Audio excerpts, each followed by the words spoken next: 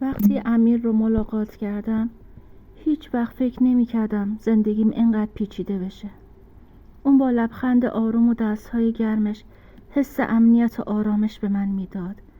هر قدمی که با اون برمی داشتم انگار دنیا متوقف می شد و هیچ مشکلی وجود نداشت.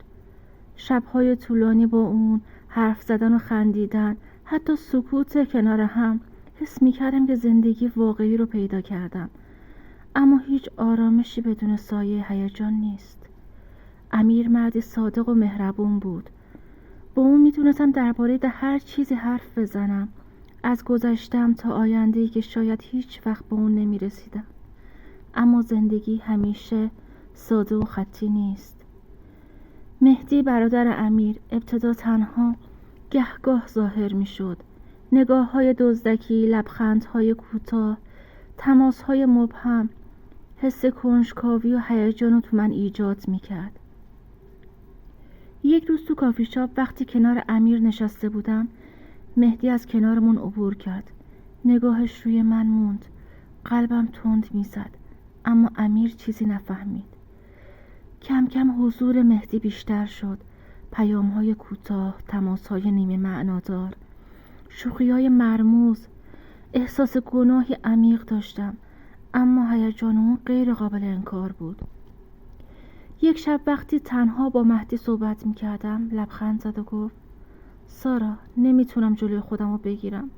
وقتی تو رو میبینم قلبم لرزید، اما سعی کردم آرامش خودم رو حفظ کنم. هر روز حضور امیر و مهدی پررنگ‌تر میشد. وقتی با امیر بودم آرامش داشتم، اما مهدی شور و هیجان عجیبی در قلبم ایجاد میکرد. یک شب ستایی کنار میز شام نشستیم.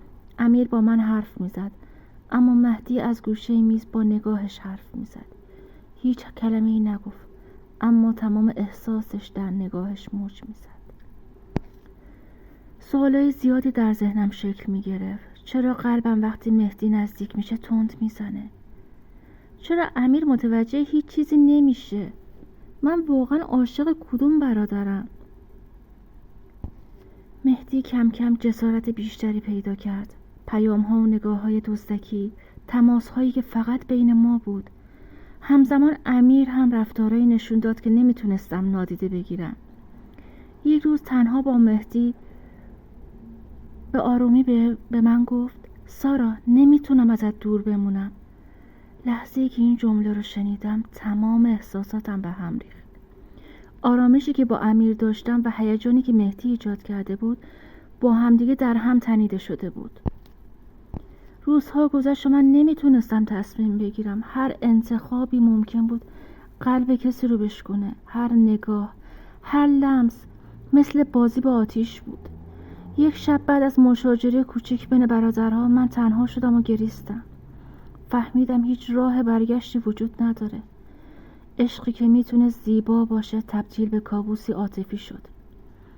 وقتی با امیر قدم میزدم دیدم که چقدر دلش برای من میتپه، اما هر بار که مهدی ظاهر میشد هیجان عجیبی در وجودم شعله‌ور میشد. قلبم بین دو مسیر گیر کرده بود. هیچ راه حلی پیدا نمیکردم. یک عصر پاییزی کنار امیر نشستم و گفتم: امیر، من نمیتونم انتخاب کنم. نه تو نه مهدی. باید راه خودم رو پیدا کنم. بعد از اون مهدی رو دیدم و با صدای لرزان گفتم: مهدی، تو رو دوست دارم، اما نمیتونم میون تو و امیر تقسیم بشم. باید تنها برم. اشکهایم جاری شد. قلبم میشکست، اما احساس کردم آزاد شدم. هر دو رو رها کردم. عشقی ممنوعه، پر از شور و هیجان، پایان گرفت، اما درس بزرگی به من داد. آخرین بار کنار در خونه ایستادم، نگاهی به هر دو انداختم و گفتم: شاید روزی دوباره در مسیر دیگه‌ای به عشق واقعی برسم، اما امروز باید بروم. و رفتم. زندگی ادامه داشت، اما یاد دو برادری که عاشقم بودند همیشه با من باقی میمونه. عشقی که قلبم رو شکست، اما منو قوی‌تر و هوشیارتر کرد. تا ویدیو بعدی، خدا نگهدار.